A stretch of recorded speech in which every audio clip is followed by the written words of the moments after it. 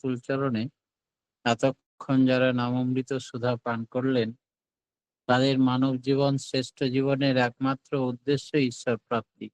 তা যেন এই জীবনেই সফল হয় এই কাতর প্রার্থনা। শ্রী শ্রী বড়মা পূর্ণ শ্রাবণ মাস, বড়মার জন্ম মাস। আজ থেকে শুরু হলো শ্রাবণ পরিক্রমা, প্রত্যেক দিন মাতৃ সম্মেলন। পরমারাধ্যা জগৎজননী বড়মা পৃথিবীতে অবতরণ করেছিলেন বর্ষণমুখর শ্রাবণের একটি দিনে। তার আগমনে পৃথিবী ধন্য হলো, পবিত্র হলো। তিনি কে, কি তার মধুরত্ব, কি তার আসল পরিচয়, তা ব্যাখ্যা করার শক্তি কারো নেই। তবে তা বুঝতে পারা যেত যে তার সান্নিধ্য লাভে, তার সান্নিধ্যে গেলেই ওই রাঙাচরণ তলে মাথা আপনি নুইয়ে পড়ত। তিনি কত মহাশক্তিশালী দেবী, অপরূপা ভাব গম্ভীরা, ধীর শান্ত স্থির চিত্ত, পরাক্রম, ঠাকুরের প্রতি নিষ্ঠা। সেই নিষ্ঠার পরাক্রম যে কত দরহ, তা বর্ণনা করার মতো ক্ষমতা কোনো মানুষের নেই। তবে তার সান্নিধ্য লাভে বোঝা যেত যে তিনি অদ্বিতীয়া, এক মমতাময়ী নারী। তার সেই দেবী চরিত্রের তুলনায় তাতেই তিনি সীমাবদ্ধ। যারা দেখেছে তার কার্যকলাপ, শুনেছে তার কথা, দেখেছে তার কর্মকুশলতা, তাদের মধ্যে তিনি চিরভাস্বর হয়ে আছেন। পুরাণের কাহিনীতে আমরা শুনেছি লক্ষ্মী নারায়ণের চরণ সেবায় নিয়ত থাকতেন, নিমগ্ন থাকতেন। এবার শ্রী শ্রী বড়মাকে দেখে, পরম প্রেমময় শ্রী শ্রী ঠাকুর অনুকূল চন্দ্রের চরণ সেবায় সমাহিত হতে দেখে শ্রী শ্রী ঠাকুরের ধ্যান, কিসে ভালো থাকবেন, কিসে তিনি সুস্থ থাকবেন, কিংবা কখন কি প্রয়োজন, তার জন্য গৃহ কোণে কি সর্বদা অতন্ত প্রহরীর মতো সযত্নে রাখা থাকতো, সবকিছু হঠাৎ যে কোনো সেবায় স্বামীর প্রাণ প্রাচুর্যে ভরপুর হয়ে থাকতেন।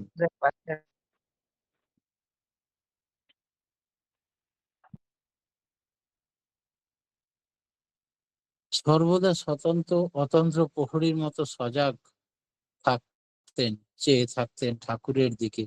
হঠাৎ যে সেবায় স্বামীর প্রাণ প্রাচুর্য ভরপুর থাকে, যেন সেই সেবা বড়মার মধ্যে সদা জাগ্রত। ঠাকুর বলতেন, বড় বউ না হলে তার জীবন এত নির্বিঘ্ন হতো না। অর্থাৎ বড়মার সজাগ দৃষ্টি, সহিষ্ণুতা, ধৈর্যশীলতার জন্য ঠাকুর লোক জীবন অতিবাহিত করতে পারতেন সুবিধা মতো। শ্রী ঠাকুরকে শ্রী বড়মা বলতেন বড় বউ।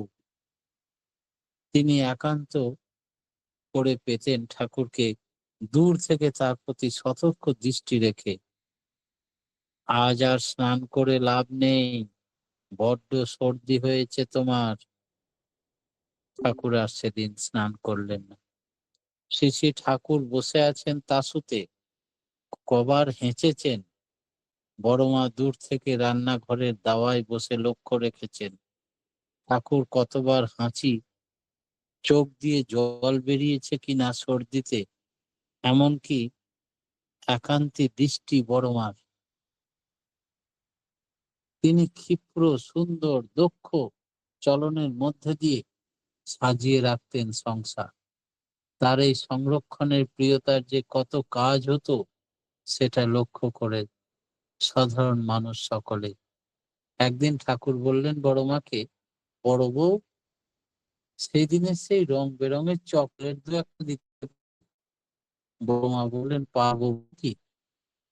বড়মা কি এসে কিভাবে চকলেট গুলো রেখেছে তার সমস্ত বিবরণ দিয়ে পাঠালেন বামন ঠাকুর যজ্ঞেশ্বরদাকে। কিন্তু যজ্ঞেশ্বর চকলেট গুলো আনতে পারলেন না। তাতে বড়মা যে গেলেন, গিয়ে মই দিয়ে উপরে উঠে দুটো বিস্কুটের কৌটার মাঝখানে রয়েছে চকলেটের কৌটো। যজ্ঞেশ্বর হতবাক, সব মুখস্থ নখদর্পণে চকলেট নিয়ে এসে ঠাকুরকে দিলেন, ঠাকুর মুখে দিলেন। সংসারের সমস্ত বস্তু সম্ভারের অধিকারিণী হয়ে কোন জিনিস বিনা প্রয়োজনে খরচ করা, বেশি অপচয় করা, অপব্যবহার করা তার পছন্দ ছিল না। সঞ্চয় করে রাখতেন, কখন ঠাকুরের প্রয়োজনে লাগবে এই ছিল তার ধ্যান জ্ঞান। স্বামিত্বের টান শেষে বড় মাকে দেখে তাই তো আমরা শিখেছি, শ্রী ঠাকুরের ভাবমূর্তির আদর্শে যেন বাস্তব রূপ তিনি। শুনেছি বড় মা ঘর ঝাঁট দেবার সময় যদি দুইটা চাল বা ডালের দানা পেতেন, তাও কুড়িয়ে নিয়ে গিয়ে আঁচলে বাঁধতেন, যথা সময়ে চালের সঙ্গে ডালের সঙ্গে সেটা রেখে দিতেন। শ্রী ঠাকুরের কথা একটা যদি অবহেলা করি, অন্যটাও জীবনে অবহেলা আমাকে ঘিরে ধরবে। ধীরে ধীরে অবহেলায় অবসাদ জীবন হয়ে যাবে। তাই অবহেলাকে প্রশ্রয় দিতে নেই। শ্রী বড়মা বলতেন, এ তো আমাদের প্রয়োজন, সেটা অবহেলা করব কেন? একটা চাল একটা ডাল বলে কথা নয়, প্রয়োজনীয় জিনিসের প্রতি যদি একটু মমতা হয়, তবে সংরক্ষণ করার বুদ্ধি কালে কালে হারিয়ে ফেলবো। প্রত্যেক নারী এই সংরক্ষণ বুদ্ধি যাতে না হারায়, সেই জন্য প্রয়োজনীয় বস্তুর প্রতি মমতা। শেষে ঠাকুরের কথা, ঠাকুর জীবনে একদিন একটি ঘটনা, লবঙ্গ মুখে দিতে গিয়ে কোথায় যেন পড়ে গেল। অনেকক্ষণ খুঁজলেন ওই লবঙ্গটা, পরে পাওয়া গেল। ঠাকুর নিশ্চিত হলেন। একজন জিজ্ঞাসা করলেন, ঠাকুর, ওটাই তো বহু লবঙ্গ আছে, একটা হারিয়ে গেলে কি হবে? অত ব্যস্ত হলেন কেন?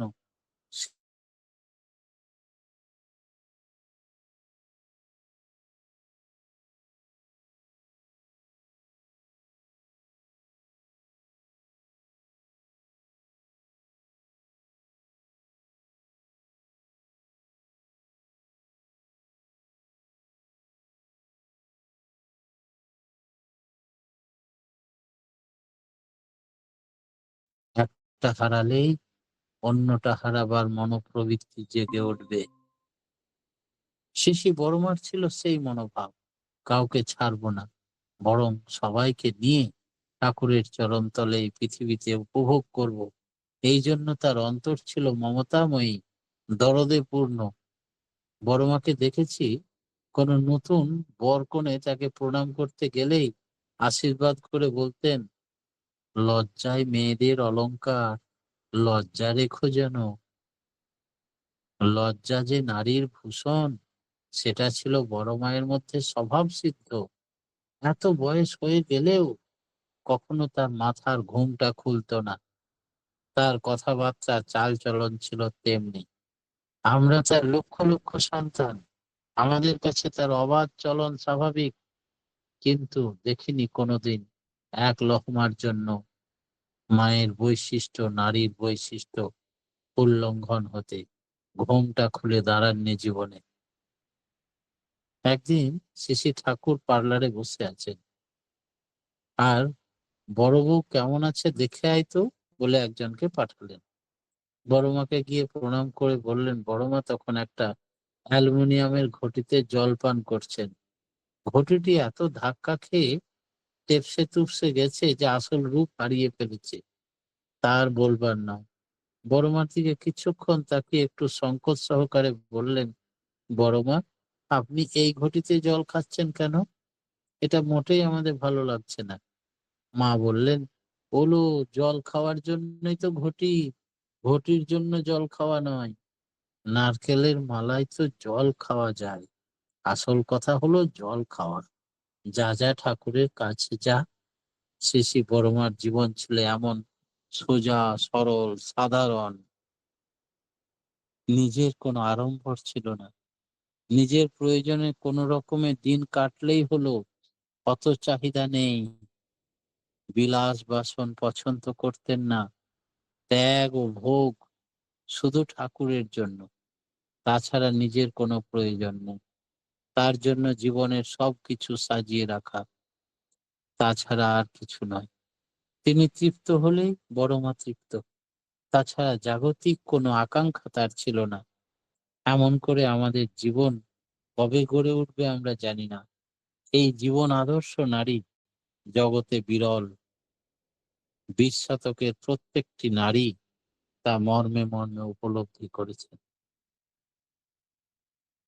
বড় মার কাছে বহু ঘটনা। একবার আমাদের দাসুদেব ঘোষদা, আমি তখন মগরা মন্দিরে থাকি, দাসুদার বাড়ি মগরা মন্দিরের থেকে কাছেই, হুগলি জেলায়। গ্রামের বাড়িতে মাঝে মাঝেই তিনি দেওঘরে যান, কিন্তু তার মাকে আর নিয়ে যান না। তার মায়ের বড় ক্ষোভ, বড় মা দেহ রেখে দিল, এতক্ষণে আমাকে বলছে এবার তোকে দেওঘর নিয়ে যাব। যাব না আমি দেওঘর। আর কি বড় মার সেই লাল টুকটুকে চরণ দুখানি আর লাল পাড় শাড়ি পরে বসে থাকতেন, জগৎ জননীকে দেখতে পাবো? কি হবে দেওঘর গিয়ে? ঠাকুর দেহ রাখলেন, বড় মা দেহ রাখলেন, এতদিনে তোর সময় হলো। গোটা রাস্তা বক বক করতে করতে গ্রামের কিছু লোকজনের সঙ্গে দাসুদা নিয়ে যাচ্ছেন তার নিজের মাকে দেও। তারপরে দেওঘরে গিয়ে ঠাকুর প্রণাম করে বড় মায়ের ঘরে গিয়ে দেখে যে বড় মা তখনও বলছেন, যা, ওই পাশেই কল আছে, কলে হাত পা ধুয়ে আয়, আমি প্রসাদ দেবার জন্য বসে আছি, তাড়াতাড়ি আয়। বড় মা সবাইকে প্রসাদ দিচ্ছেন। আর কি সুন্দর টুকটুকে চরণ, লাল পাড় শাড়ি পরে, সিঁদুর আর ঘোমটা, একবারে যেমনটি দেখতে পাবো না আর কোনোদিন ভেবেছেন, সেই রকমটি দেখলেন। কলে হাত পা ধুতে এসে বলছেন, আরে ঠাকুর মারা যাওয়ার পরেও বড় মা যে সধবা ড্রেস পরছেন, কি সুন্দর লাগছে। তখন সবাই চুপ। আবার যখন হাত পা ধুয়ে প্রসাদের জন্য লাইন দিলে, হাত বাড়িয়েছেন, তখন দেখছে বড় মা বিধবার ড্রেস। এ কি, এখনই দেখলাম সধবার ড্রেস, এখনই যে বিধবার ড্রেস। হাতে প্রসাদ নিয়ে যখন কলতলায় আবার গেছে হাত ধুতে, তখন নিজেদের মধ্যে বলা বলি করছে। তখন দাসুদা বলছেন, তুই যে গোটা রাস্তা বলছিলিস এই রূপ কি দেখতে পাবো, তাই তিনি অন্তর্যামী, তোর কথা শুনতে পেয়েছেন, তাই তিনি দেখালেন তার সেই সধবা ড্রেস। পূর্ণ লক্ষ্মী, মা লক্ষ্মীর রূপ। তোর কপাল ভালো, ওইটা নিয়ে আর তর্ক করিস না, আর লোককে বলে বেড়াস না। তোকে দর্শন দিয়েছেন, মা লক্ষ্মীর রূপ দেখলি, সধবার রূপ দেখেছিস, এবার চুপচাপ প্রসাদ খেয়েছিস, চল। দাসুদা যখন নিজের মুখে ঘটনাটা বলে তার মায়ের সামনে, তখন চমকে উঠলাম যে মা সাধারণ মানুষ নন, লক্ষ্মী মা। আশ্রমের সকলেই তাকে ছোটবেলা থেকে লক্ষ্মী মা বলে ডাকতেন বড় মাকে। বড় মা হচ্ছেন লক্ষ্মী মা, মা লক্ষ্মীর জীবন্ত প্রতিমূর্তি। তাই মা, তিনি অনুমতি, একটি মা একদিন এসে বলছেন, মা গো, আমি দীক্ষা নিয়েছি, আমার ছেলেপিলেরা দীক্ষা নিয়েছে, স্বামী দীক্ষা নেয়নি, খুব অশান্তি করে, আমি কি করব? লক্ষ্মীমা বললেন, দেখ, স্বামীকে বাঁচিয়ে স্ত্রী লোকের ধর্মকর্ম কিছুই হয় না। তুই বুঝি তোর স্বামীকে না জানিয়েই দীক্ষা নিয়েছিস? বলে, হ্যাঁ। বেশ, যা হবার তা হয়েছে। কেন তুই তার অনুমতি না নিয়ে দীক্ষা নিতে এলি? তারপরে মমতা ভরে বললেন দৃঢ় কণ্ঠস্বরে, যা হওয়ার সে তো হয়েছে, আর ফিরে আসবে না। এখন স্বামীর সেবা করবি খুব যত্ন সহকারে, তার কোনো কথার মুখে করে উত্তর দিবি না, নীরবে সেবা করবি। তোর সেবা শক্তি, সেবা ভক্তি যদি খাঁটি হয়, তবে পরম পিতার দয়ায় তার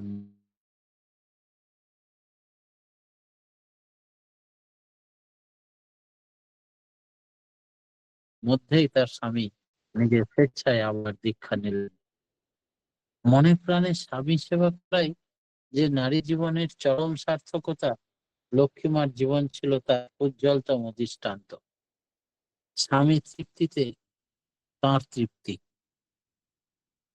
শ্রী শ্রী ঠাকুর একদিন একটা চিঠিতে লিখছেন বড় মাকে, তুমি সাধ্বী সতী, আমি পরায়ণা, তোমাকে আর আমি কি শিক্ষা দেব, বরং আমি তোমার নিকট স্বামী ভক্তির শিক্ষা করার উপযুক্ত। পারো তো তুমি আমায় যতদূর পারো চালিয়ে নিও। স্বামী সেবা অর্থাৎ ঠাকুর কাজের মধ্যে সারাটা দিন ডুবে থাকতেন লক্ষ্মীমা। কিসে ঠাকুর তৃপ্তি পাবেন, কিসে তার স্বস্তি হবে, এই ছিল তার একমাত্র চাহিদা। ঠাকুরের ইচ্ছা বা আদেশ পূরণের জন্য সর্বাঙ্গীন প্রস্তুতি রাখতেন তিনি। হাজার অসুবিধার মধ্যেও তিনি একেবারে এক পায়ে তৈরি। ঠাকুরই যখনই যা চাইতেন সেই মুহূর্তে সব দিতেন, যোগান দিতেন। লক্ষ্মী মায়ের ভান্ডার বুঝি সত্যি মা লক্ষ্মীর ভান্ডার। বিশ্ব সংসারের সবই সেখানে মজুদ থাকত। মা ঠাকুরের সেবার বহু ঘটনা। ভোগে বসবেন একদিন ঠাকুর, হঠাৎ ইচ্ছা প্রকাশ করলেন, আজ খিচুড়ি খাবো। এখন একটুও অপ্রস্তুত হলেন না। লক্ষ্মীমা বললেন, খুব ভালো হবে, বেশ তো। ঠাকুরকে আসন দিলেন, তিনি বসেছেন, আর সঙ্গে সঙ্গে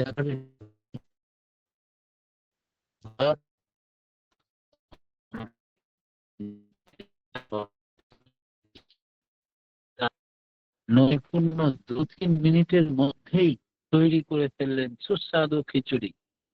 শেষে ঠাকুর খেয়ে বললেন, কি খুশি হলেন? বললেন, খুব ভালো রান্না হয়েছে বড় বউ, এত ভালো খিচুড়ি অনেক দিন খাইনি। আর একদিনের ঘটনা, ভোগে বসেছেন শ্রী ঠাকুর, বললেন, বড় বউ, আজ আলুর চপ খাবার বড় ইচ্ছা হচ্ছে। বড় মা বললে, বেশ তো, এক্ষুনি এনে দি। বড় মা তৎক্ষণাৎ, আর দেরি নয়, তুমি খেতে বসো, আমি এখনই নিয়ে আসছি। 2-4 মিনিটের মধ্যেই নিয়ে এলেন গরম আলুর চপ। রান্না করা তরকারি থেকে আলু বেছে নিয়ে তুলে নিলেন, ভাজা মশলা মিশিয়ে বেসনে ডুবিয়ে ভেজে চপ তৈরি করে নিয়ে এলেন। কিভাবে যে কি বুদ্ধি জোগাতো বড়মার, তা কেউ টের পেত না। এই বুদ্ধি খাটিয়ে তড়িৎ গতিতে ঠাকুরের চাহিদা পূরণ করতেন লক্ষ্মীমা। ভাবলে বিস্মিত হতে হয়। লক্ষ্মীমা বলতেন, দেখ, ঠাকুর কিছু বললে কখনো না বলতে নেই, মনে প্রাণে রাজি হয়ে হ্যাঁ বলবি সব সময়। ঠাকুর ভোলানো অত্যন্ত সহজ, তিনি ভোলানাথ। তাকে তৎক্ষণাৎ রাজি থাকলেই যা দিবি তাতেই খুব খুশি। বাস্তবিকই তাই। অন্তর্যামী তিনি, বিশেষ কোনো বস্তু বা খাদ্যের প্রত্যাশী নন। আমার ইচ্ছাটা কতটা, আমি আগ্রহী কতটা, এই আপ্রাণতা কতটা, এটার পরীক্ষা নিচ্ছেন তিনি। তিনি চান প্রাণের টান, অন্তরের ভালোবাসা, রাজি থাকা। মনের এক কোণে এতটুকুখানি যেন অসুবিধা, অশান্তি, পারবো না, এইসব প্রশ্রয় না পায়। ইষ্ট নিষ্ঠার শিক্ষাই হচ্ছে পরমাধ্যা লক্ষ্মীমা। তিনি দেখিয়ে গেছেন অনন্য সাধারণ সেবামুখর জীবনের মধ্য দিয়ে। শুধু রান্না বান্না নয়, পরম দয়ালের স্বস্তি বিধানের জন্য প্রয়োজনীয় সবকিছু দিয়েই তার সজাগ দৃষ্টি। একদিনে কতকগুলি ছোট ছোট পান খেতেন ঠাকুর। তিনি সুস্থ ছিলেন, নিজে হাতে প্রায় 50 খানা পান ওই ভোর 3:30-র সময় উঠে স্নানাদি করে সেজে রাখতেন। পরবর্তীতে একটু শরীর অসুস্থ হলে এই পান সাজার দায়িত্ব দিলেন রেণু মায়ের উপরে। কিন্তু তৃপ্ত হয়ে শ্রী শ্রী ঠাকুর বললেন, সংসারে মেয়েদের বলে লক্ষ্মী, কপালে মানুষ যারা তাদের বউ লক্ষ্মী হয়। আমার কপাল ভালো, তাই বড় এমন বউ পেয়েছি, তার সঙ্গে আমার বিয়ে হয়েছিল। এই বউ কি কর্তামার কাছে কম গালি খাইছে? গালায় ভূত ছাড়াইয়া দিয়েছে। চুপ করে থাকতো, টু শব্দটি করতো না। বুঝে বুঝে হাতের কাছে যোগান দিত। কর্তামা খুশি হতেন, আদর করে খাইয়ে দিতেন। এইসব কত ইউনিভার্সিটি পাস করে আসতে হয়েছে সংসারের, তবেই না আজকে বিখ্যাত বড় বউ। শ্রী ঠাকুরের চারপাশে সব সময় নানান মানুষের ভিড়।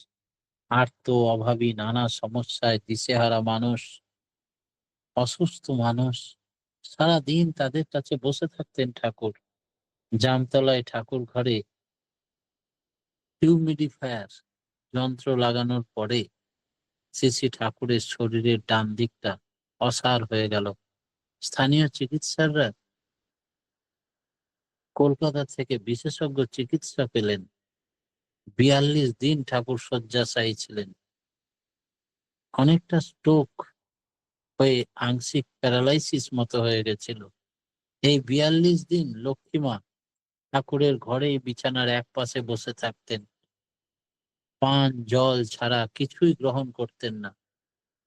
ঋষি বরদার আবদারে নিজ হাতে প্রস্তুত করে ১ গ্লাস লেবুর রস পান করতেন দিনান্তে একবার। শ্রী ঠাকুর সুস্থ না হওয়া পর্যন্ত এই ৪২ দিন তিনি কোনো অন্ন গ্রহণ করেননি, বরং ঠাকুরের কাছে থেকে দূরে কোথাও সরে যাননি। পরবর্তীকালে নানা অসুস্থতায় তার শরীরটা ভারী হয়ে গেছিল। পায়ের ব্যথায় হাঁটতে কষ্ট হতো। নিজে যেতে না পারলেও লোক পাঠিয়ে নিয়মিত খবর নিতেন। ঠাকুর বলতেন, বড় বউ যদি সুস্থ থাকতো তাহলে আমি বোধহয় তাড়াতাড়ি সুস্থ হয়ে পড়তাম। শুধু রান্না বান্না করা, অসুস্থ স্বামীর সেবা করাই নয়, ঠাকুরের চাহিদা পরিপূরণের জন্য নিজেকে সবসময় প্রস্তুত রাখতেন লক্ষ্মীমা। দেওঘরে আসার কিছুদিন পরের ঘটনা। শ্রী ঠাকুর নির্দিষ্ট সময়ের মধ্যে ২৫টা মোহর চেয়েছিলেন, সোনার মোহর, শ্রদ্ধেয় শরৎ হালদারদার কাছে। আশ্রমের পাশের কাহারপাড়ার বিশেষ কয়েকজন গ্রামবাসীকে দেবেন তিনি। তখন সৎসঙ্গ আশ্রমের আর্থিক অবস্থা খুব ভালো ছিল না। শ্রদ্ধেয় শরৎদা অনেক চেষ্টা করেও কয়েকটার বেশি মোহর সংগ্রহ করতে পারেননি। এদিকে ঠাকুরের অস্বস্তি বাড়ছে। কিরে, মোহর এনেছিস? ঘটনাটা জানতে পেরে লক্ষ্মীমা শরৎদাকে ডাকলেন। বাকি মোহরগুলো তিনি দিয়ে দিলেন। দীর্ঘদিন ধরে তিনি তিল তিল করে সংগ্রহ করে রেখেছিলেন। প্রিয় পরমের ইচ্ছা পূরণের জন্য নীরব নির্দ্বিধায় দিয়ে দিলেন লক্ষ্মীমা সোনার মোহরগুলি। কি করে আদর্শ স্ত্রী, আদর্শ গৃহিণী, আদর্শ মা হতে হয় তারই প্রকৃষ্ট দৃষ্টান্ত তিনি। তার মাত্র ১১ বছর বয়সে বিয়ে হওয়ার পরে শ্বশুর বাড়িতে বহু ঘাত প্রতিঘাতে, বহু প্রতিকূলতার সম্মুখীন হয়ে এসেছেন এই বাড়িতে। শ্রী ঠাকুরের কর্তামা কৃষ্ণ সুন্দরী দেবী অনেক সময় বিনা দোষেই লাঞ্ছনা গঞ্জনা দিতেন লক্ষ্মীমাকে।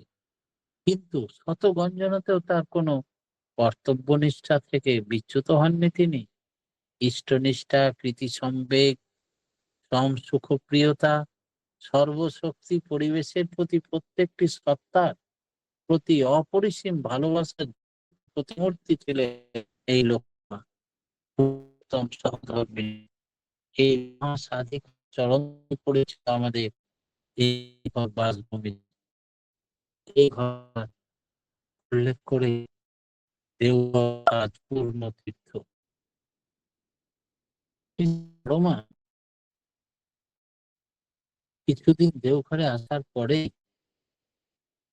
বিধুমুখী দেবী ইচ্ছা হয় যে তিনি স্ব-উপার্জিত পয়সায় লক্ষ্মীমা শাড়ি, আলতা, সিঁদুর পরাবেন।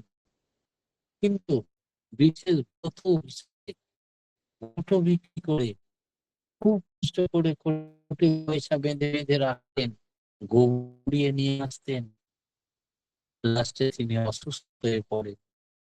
ঠাকুর বাড়িতে আসা আর তার হয়ে ওঠা, খোঁজ নিতে এলেন অসুস্থতার কথা শুনে। একদিন ঠাকুর ভোগের পর লক্ষ্মী ঠাকুরকে বলেন, দেখো রেনুর মা খুব অসুখ, আমি একবার গিয়ে দেখে আসি। ঠাকুর সম্মতি পেয়ে লক্ষ্মী গেলেন তাকে দেখতে। অসুস্থ শরীরে থেকে উঠে লক্ষ্মী মায়ের জন্য ইঁদুর কিনে রেখেছে, গোবর কুড়িয়ে ঘুঁটো বিক্রি করে অতি কষ্টে স্ব-উপার্জিত পয়সায় লক্ষ্মী মাকে দেবেন বলে তার শ্রীচরণে নামিয়ে ভক্তি ভরে প্রণাম করলেন আর বললেন, অনুমতি দিন মা, আমার যাওয়ার সময় হয়েছে। তিনি বললেন, সে কি এখন চলে যাবে? আমার ঘর গুছিয়ে দেবে কে? বললেন, না মা, আমাকে আর আটকে রাখবে না। মাথায় সম্মতি নিয়ে নির্বাক মাথা কাত করে বললেন। তারপরে সান্ত্বনা দিয়ে তিনি ঠাকুর বাড়িতে ফিরে গেলেন। পরদিনেই তিনি ইহলোক ত্যাগ করে চলে গেলেন লক্ষ্মী মায়ের আশীর্বাদ। সত্যমের যোগ্য সহধর্মিণী হয়েই এসেছিলেন। পরমা প্রকৃতি নারায়ণের ঘরে এসেছিলেন স্বয়ং নারায়ণী, অর্থাৎ মা লক্ষ্মী।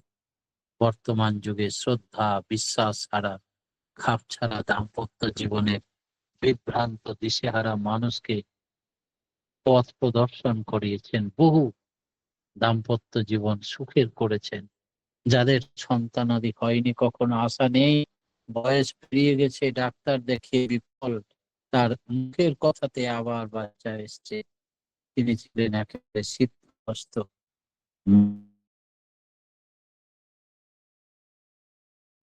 চরণে প্রতিপ্রত্যেকের সার্বিক মঙ্গল প্রার্থনা জানিয়ে আজকের মতো ক্ষুদ্র বক্তব্য এখানে শেষ করলাম।